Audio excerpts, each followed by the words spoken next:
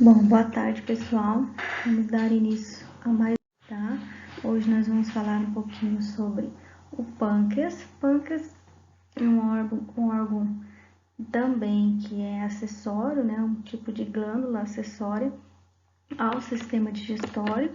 E ela também é uma glândula que funciona, né? Que é composta, ela pode ter secreções tanto endócrinas quanto exócrinas. Em suas secreções exócrinas, o pâncreas secreta mais de 20 enzimas pancreáticas, né?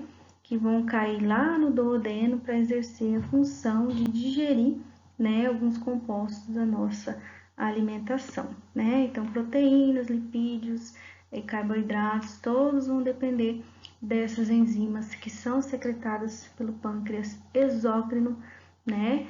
Além de também esse pâncreas na sua porção endócrina, né? Vai secretar o hormônio insulina e glucagon, que são importantes para manter, né, o nível de glicose no sangue e também dentro das células. Então, o pâncreas, né, ele é um órgão que apresenta uma cabeça, né, um corpo e uma cauda, né? Nessa região interna do pâncreas nós temos os ductos pancreáticos, né, que vão levar, né, a secreção exócrina direta para o duodeno, no ducto biliar comum, né, que vai cair aqui lá na pola de Vater. E nós temos a parte endócrina composta pelas ilhotas de Langerhans, que são esses pontinhos em azul, em toda a extensão do pâncreas, tanto na cabeça, quanto no corpo, quanto na cauda. Mas elas são mais expressivas em quantidade na região da cauda, tá? Esse pâncreas, ele também é extremamente irrigado, né? Formando também o sistema porta, que drena, né, tanto os capilares que vão adentrar essas regiões das ilhotas, quanto as células acinosas desse pâncreas. Então, essas células acinosas é que vão secretar a parte exócrina diretamente nesses ductos que vão cair aqui no nosso duodeno. E a secreção endócrina, que também está intimamente ligada, né, ao sistema de vasos, vai liberar os hormônios diretamente nos vasos sanguíneos. Vou botar um slide aqui. Essa região central aqui, ela vai formar lóbulos, tá? E esses lóbulos, eles vão cair essas secreções exócrinas vão cair nesses lóbulos, né? Intralobulares, depois para o interlobulares, que é esse mais central aqui, né? Então, daí eles vão cair nos lobos intralobulares, depois para os ductos pancreáticos, ducto biliar comum e duodeno lá na ampola de Vater ou papila de Vater, tá? Então, esse é o caminho da nossa secreção exócrina, tá? Então, os hormônios, né, que são basicamente os estimuladores dessa secreção, é a colicistoquinina, né, produzida pelas nossas células enterendócrinas lá do nosso intestino delgado, que cai na corrente sanguínea, vai por esse sistema do tecido conjuntivo, cai aqui, e essas células têm receptor nessa região basal para essa colicistoquinina, tá? E também a acetilcolina, né, que são das fibras parasimpáticas.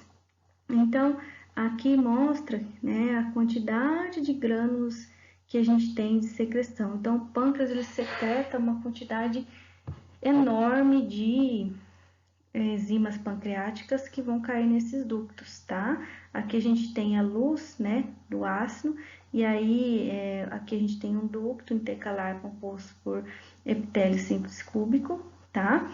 E aí, caindo nessa luz, eles vão ser encaminhados para esses ductos até cair lá na ampola de Vater, lá no duodeno, tá? Então, a gente tem uma grande quantidade de grânulos, mostrando aqui nessa imagem de grânulos dessas secreções, essas enzimas. Aqui a gente consegue ver também, ó, essas células acinosas, a sua membrana basal já tem contato direto aqui com o tecido conjuntivo, as células centroacinosas, né, que é uma característica dessas glândulas, e aqui a quantidade de glândula em microscopia eletrônica, aqui o lumen do ácido, que é por onde essas secreções vão ser primeiramente secretadas, tá? Uma característica também importante de notar entre as células dos ácidos é a presença de junções oclusivas na região apical, na região lateral, né, mais próxima da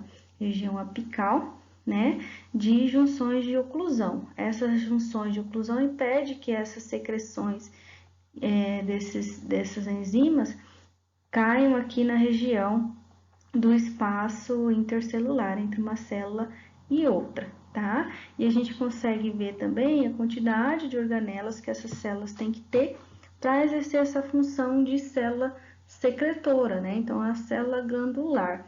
Então, ela tem uma quantidade imensa de retículo endoplasmático rugoso, complexo Golgi, núcleo bastante circular, né? Um núcleo bem desenvolvido também, para suportar essa quantidade de enzimas que ela produz, né? Então, são mais de 20, como eu falei para vocês.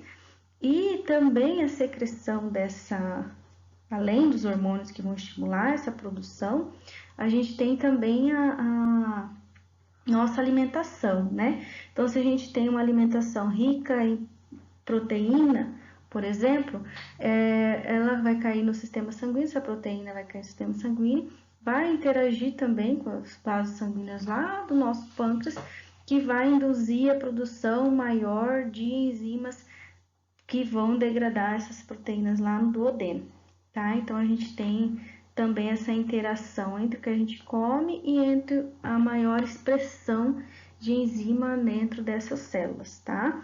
Isso é regulado tanto a nível hormonal quanto também a entrada dessas substâncias, né, nas nossas células. Então, aqui mostrando, né, a quantidade de retículo endoplasmático que as células acinosas têm. Então, a produção, né, por estímulo, o nosso núcleo, então, vai sintetizar os RNA mensageiros para a produção dessas enzimas que vão ser traduzidas lá no nosso retículo endoplasmático rugoso, vão ser transportados por vesículas até o complexo de Golgi, vão ser finalizadas, né, o seu processo de empacotamento aqui, em vesículas, essas vesículas mediadas por clatrina, que a gente fala várias vezes, né, que são as proteínas que vão auxiliar no transporte vesicular dentro da célula. Então, essa clatrina vai fundir nessas vesículas e vai levar essas vesículas até a região apical da nossa célula, onde elas vão eliminar o seu conteúdo aqui no lúmen celular, né, que seriam já a região próximo, né, às células centrocinosas, que vão formar os dutos intercalares desses ácidos, tá? Então, só recapitulando, essa secreção toda, ela precisa de uma íntima relação com o sistema de vasos, que também no pâncreas, né, a gente também chama de sistema porta, tá? O que quer dizer o sistema porta? É de uma arteríola formando os capilares, né? Então, essas arteríolas aferentes vão adentrar na região mais profunda do nosso pâncreas, formando o sistema porta insulo-acinar, tá?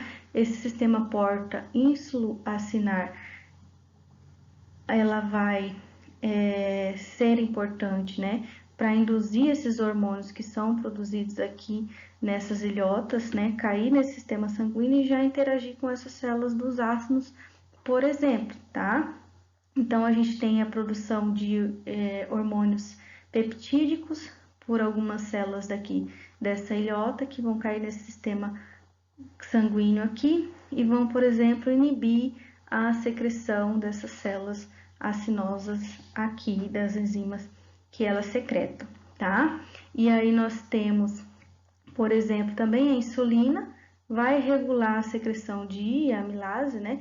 Então, você tem a insulina que vai regular essa secreção da amilase também nessas ácidos aqui, que são os ácidos serosos do nosso pâncreas. Então, esses hormônios que são produzidos aqui são diretamente interagindo com esses ácidos aqui desse nosso pâncreas, tá? E nós temos também o sistema vascular que está ligado apenas nos ácidos, elas não formam esse sistema porta aqui, ínsulo acinar, mas eles estão diretamente ligados ao sistema dos nossos ácidos, né? Interagindo diretamente, também forma uma arteríola, formando um capilar, né?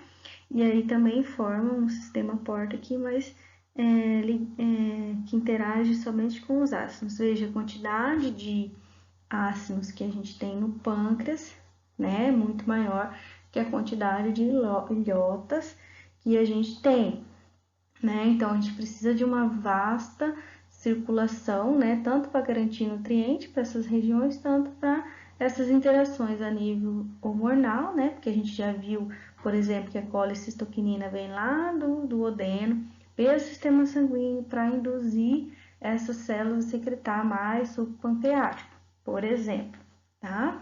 Então, existem vários tipos de enzimas pancreáticas que vão ser secretadas por essas células, os peptídeos, né? As enzimas peptídicas que vão degradar proteínas, amilase, dentre várias outras enzimas importantes. E o tipo do capilar que a gente tem aqui, né, é o capilar do tipo fenestrado, que também facilita essa interação do sistema sanguíneo com esses hormônios e com essas células, tá?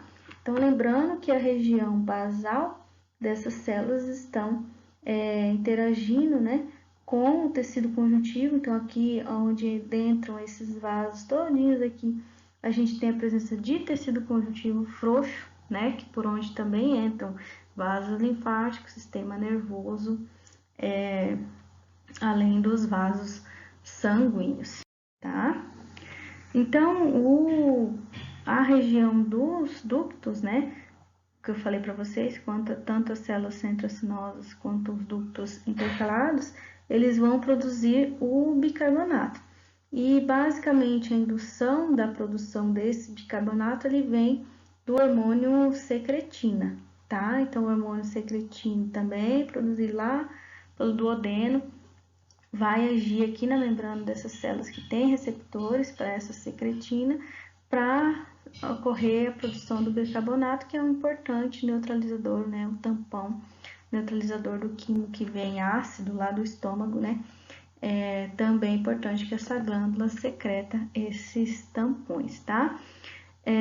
Pensando nessas enzimas, né, que a gente já falou que são secretadas e caem aqui, elas primeiramente aqui, quando elas são secretadas nesses ductos, elas são enzimas inativas, tá? E elas vão ser ativadas lá no duodeno, onde elas vão exercer principalmente as suas funções.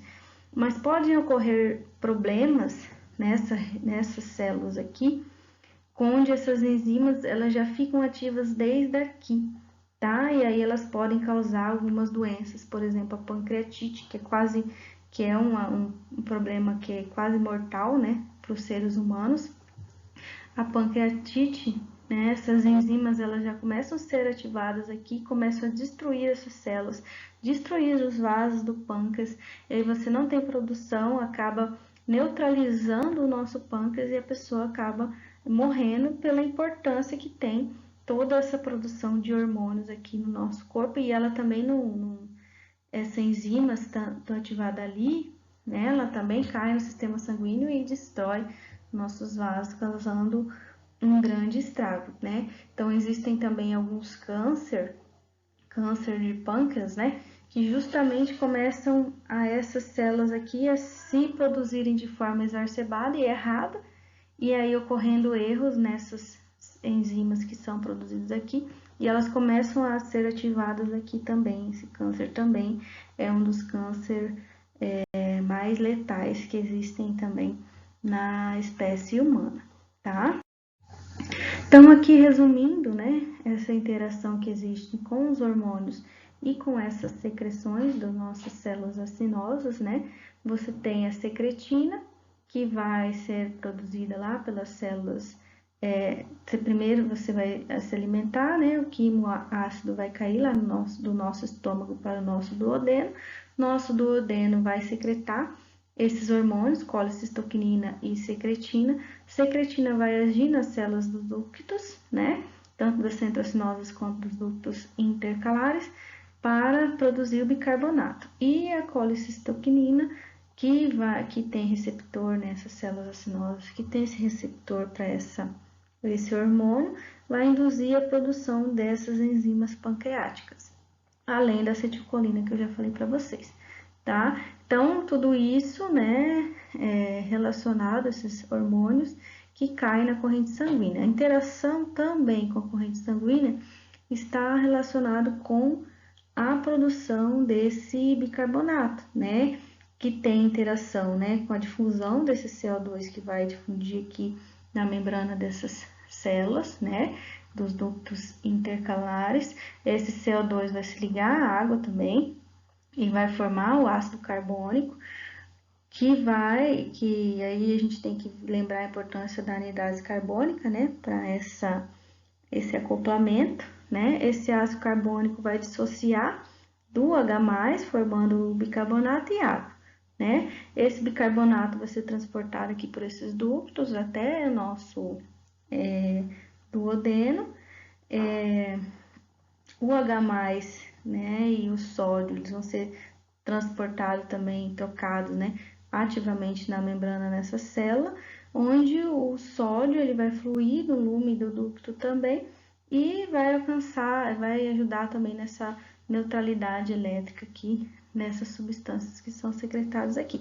E essas enzimas que são secretadas aqui, elas estão na sua forma inativa, dependente de outros componentes lá no duodeno para torná-las ativas. Então, toda essa secreção, tanto de bicarbonato quanto de enzimas, vão ser direcionadas até a ampola de Vater, que está lá no nosso duodeno, nessa região aqui do nosso duodeno, né, para ajudar na digestão da proteína, carboidrato, né? Então, aqui a gente mostra as células acinosas que secretam as formas inativas, ó, tripsina, quimiotripsina, carboxipeptidases, amilases, lipases, colesterol, esterase, fosfolipases.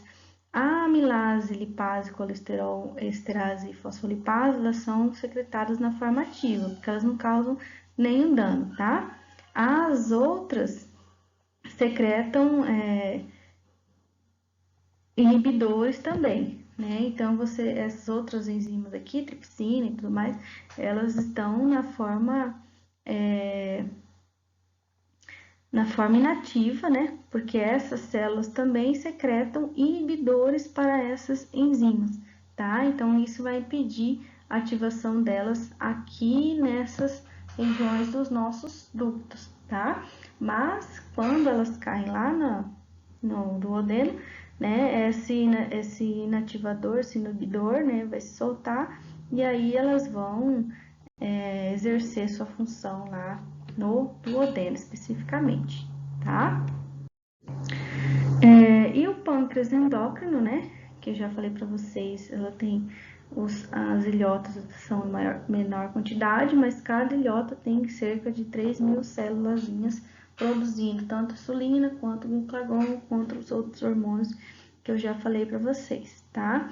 É só possível visualizar tanto as ilhotas quanto as células do ácido, apesar do pâncreas ele ser a sua maior quantidade, o ácido, as suas células, a gente só vai conseguir visualizar no microscópio óptico, né, com coloração, hematoxilina e eosina, a gente visualiza do jeito que está aqui, tá, nessa imagem. Então, a gente vai ver as regiões do tecido conjuntivo frouxo mais clarinho, quase que branco, né, as regiões dos ácidos bem escurinho na região mais central, mais roseada, que é por onde saem essas secreções, e as ilhotas de Langerhans mais clarinha, com vários pontinhos dentro, que são as células secretoras de hormônios. E aí existem cerca de 3.000 células nessas ilhotazinhas aqui.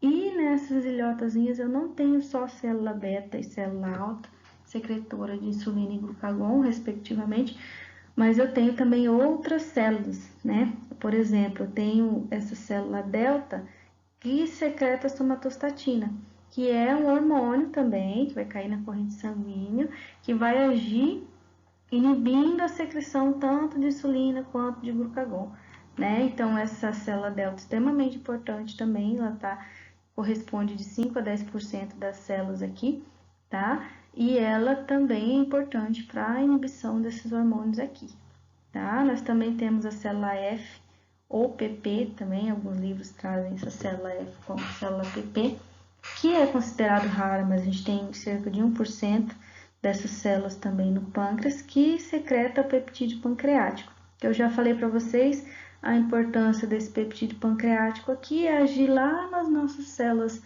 acinosas e inibindo a secreção do suco pancreático. Então, é um hormônio extremamente importante também e mostra a interação desses ilhotas com as nossas células acinosas que vão produzir esse suco pancreático, tá?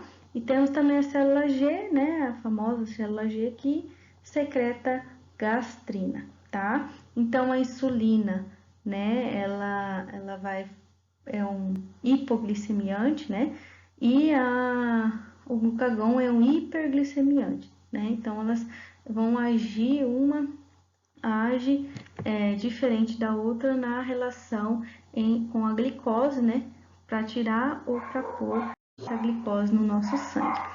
Histologicamente, né, os livros trazem que as células betas, né, elas estão na região mais central das nossas ilhotas e as outras células, célula alfa, delta, célula F, né, elas estão nas regiões mais periféricas, tá?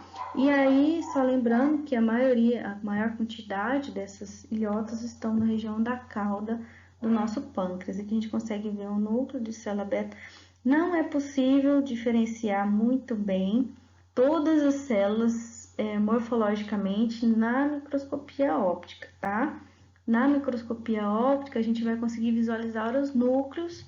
Às vezes, a gente vai conseguir diferenciar uma célula da outra pelo núcleo, mas, né, é mais fácil visualizar os vasos sanguíneos, né? Onde que eu tenho aqui, por exemplo, eu tenho presença de um vaso, um capilar, né, nessa ilhota. Aqui ele mostra uma célula beta com um núcleo bem evidente, mas se a gente for olhar no microscópio, dependendo da coloração, a gente não consegue diferenciar, tá, esses núcleos muito bem. Mas os livros trazem que o núcleo da célula alfa, né, e por ela estar mais na periferia também, ele é mais circular e maior do que da célula beta. E da célula beta é mais heteropicnótico, tá? Ele aparece mais escurinho assim na nossa lâmina. Mas é muito difícil a gente conseguir diferenciar no microscópio óptico. É mais fácil fazer colorações específicas, né, de hormônios para que a gente possa, de receptores, né, desses hormônios, para que a gente possa visualizar quem é uma e quem é a outra. Então, pelas colorações de imunohistoquímica é que foi possível diferenciar todos esses tipos de células aqui que eu falei para vocês que a gente tem nessas ilhotas de Langerhans, tá? Então, aqui mostrando as células, existe também essa célula L-epsilon, que alguns livros trazem, que secreta grelina também, mas ela é muito pouquinho, né, 0,5%. Então, em algumas ilhotas você tem a presença, em outras não, tá? Mas você tem aqui a região, né, onde essas células ficam, né? Então, as células betas é que realmente estão na região mais central, as outras são mais periféricas, e essas duas aqui quase insignificantes na sua composição. Aqui é um quadrinho do Gardner, tá? Mostrando as células beta, quantidade, porcentagem total lá na ilhota, o que elas secretam de hormônio e a função desses hormônios, né? Então, a insulina, todo mundo sabe que ela diminui o nível de glicose no sangue e o glucagon aumenta o nível de glicose no sangue, né? Então, a célula beta é que a gente tem em maior quantidade, né, do que a célula alfa, mas as duas secretam esses hormônios diretamente na corrente sanguínea, né? São hormônios também de peso molecular bastante diferenciado, mas que exercem funções diferenciadas também. Essa célula 5 aqui também é a mesma que a célula delta, tá? Que o livro do Gartner, ele tem alguns erros de... quando passou para a tradução, né? Ele tem alguns erros de tradução, mas essa aqui é a mesma célula delta que secreta somatostatina, né? Que inibe a liberação de... Ela é parácrina, né? Então, ela inibe a liberação de alguns hormônios e ela também é endócrina, que reduz contrações de músculo no trato alimentar e na vesícula biliar. Então, hormônios que a gente vive falando também nesse módulo de metabolismo, importante para as nossas funções metabólicas, tá? A célula G, que secreta gastrina, né? Então, a gastrina a gente já falou várias vezes também, que ela estimula a produção do ácido clorídrico lá nas nossas células parentais do nosso estômago, tá? Então, gastrina também, apesar de ela ser uma porcentagem muito pequena na nossa ilhota, ela tem uma significância também importante de secreção desse hormônio. E a célula F, ou PP, que secreta aquele polipeptídeo pancreático que eu falei para vocês, que interage diretamente com os nossos ácidos, inibindo a secreção exócrina do pâncreas, tá? Então, ela é antagonista lá do nosso... Então, ela vai agir lá naqueles receptores de colicistoquinina e de acetilcolina, que são os receptores que vão estimular. Então, esse polipeptídeo aqui, ele vai inibir, ligando ali, inibir essa secreção aqui. Então, aqui só lembrando, né, a relação que existe, né, entre a nossa alimentação, entre o fígado, entre o pâncreas, né, tem que, quando você se alimenta com uma taxa alta, né, de glicose, ela vai estimular as nossas células em condições normais, né, estimular a nossa célula beta a produzir insulina, que vai ser absorvida lá no fígado, e essa insulina vai cair no nosso sistema sanguíneo, né? Vai induzir as células do fígado a produzir essa glicose, né? E armazenar em forma de glicogênio, tá? Um exemplo. E também as outras células, essa insulina vai incentivar as outras células do nosso corpo também a adicionar a glicose e armazenar a forma de glicogênio, como por exemplo o músculo, tá? Com baixas taxas de glicose no sangue, vai estimular aí a célula alfa, né? Secretar glucagon, e o glucagon vai incentivar a liberação de glicose pelo fígado, né? Na corrente sanguínea. Então, esse seria um ciclo, né? Então, a insulina estimula a entrada de glicose na célula, o glucagon estimula a saída de glicose das células, né? Por exemplo, quando estamos em jejum prolongado, por exemplo, tá? Então, a insulina e o glucagon, elas também funcionam diretamente, incentivando o fígado a armazenar ou a secretar a glicose também no sangue. Então, como que nossas células vão produzir essa insulina, que é o mecanismo conhecido, né? Então, essa célula beta que produz insulina, ela tem receptor para insulina na sua membrana, né? Nós já falamos do GLUT2, né? Que para insulina não, desculpa, para glicose. Nós já falamos do GLUT2 várias vezes, que é a proteína de transporte de glicose nas células, né? Essa glicose na célula da beta do pâncreas, ela vai estimular, ativar vários fatores de transcrição, né? Lá no nosso núcleo da célula, a produzir RNA mensageiro para pré-pró-insulina, que a gente fala, tá? Essa pré-pró-insulina, ela vai ser traduzida aqui no nosso retículo endoplasmático rugoso, né? Vai ser empacotada em vesículas e vai ser transformada em pró-insulina lá no retículo, no aparelho de Golgi, tá? No aparelho de Golgi, ela vai ser transformada em insulina, né? E outros peptídeos, né?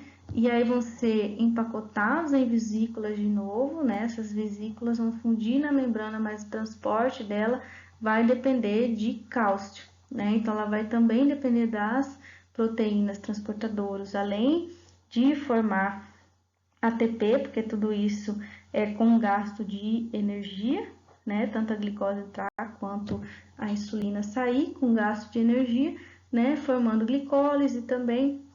E aí, essa produção de insulina vai ser ativamente reposta aqui pelas células beta, lá das nossas ilhotas, lá do nosso pâncreas, tá?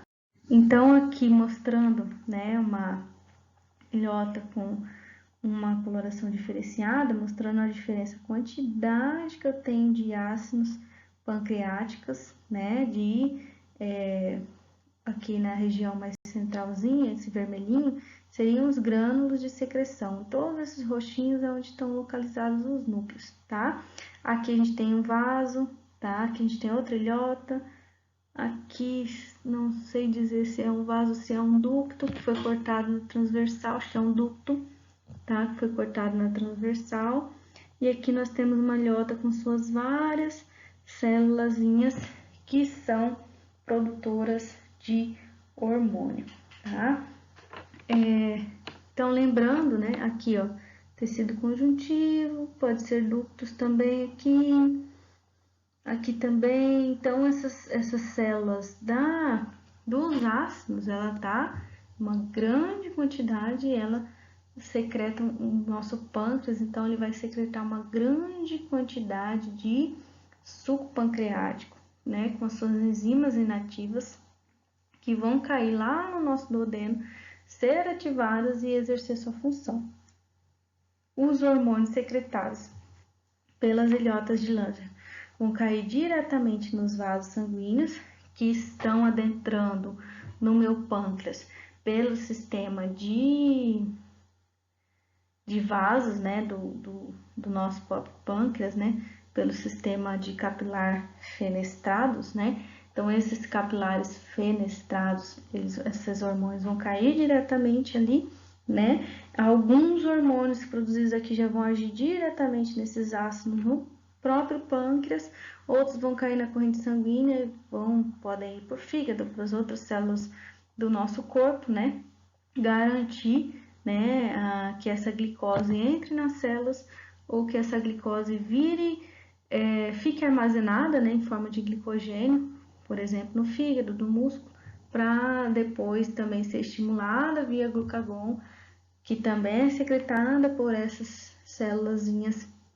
alfa, né, aqui da nossa ilhota, que vai produzir glucagon, que vai agir opostamente, né, à insulina, fazendo com que essa glicose vá para a corrente sanguínea. Então, essa é a interação que eu gostaria que vocês soubessem da parte histológica do nosso pâncreas, que é bastante simples, mas que demanda, né, uma quantidade de células bastante específica, né, do nosso pâncreas. E também mostra, né, lembrando a diferença que existe também entre os ácidos exócrinos do pâncreas, que não funciona como uma glândula como outra qualquer. Ela tem a presença característica, né, de células centroacinosas, e ela também não tem ducto estriado, ela vai direto para os ductos intercalados, tá?